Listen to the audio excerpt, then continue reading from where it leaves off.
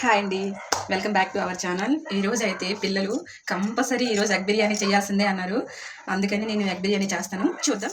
Eggs ఉడకపెట్టి ready చేసుకున్నాను, ఇంకా పచ్చిమిర్చి ఆనియన్స్ చాప్ చేసుకున్నాను, ఇంక మసాలాలు గరం మసాలా పౌడర్. అంతగా ఏముందో నీలో గీసానే నీ బొమ్మ నాలో ప్రేమతో ఇంకేమనాలో తెలిచేసావే గాల్లో ఎంతలో ఏం చేసినావో గుండెలో దూకేసినావో చూపుతో చంపేసినావో ఏం చేసావో ఎంతగా నచ్చావే.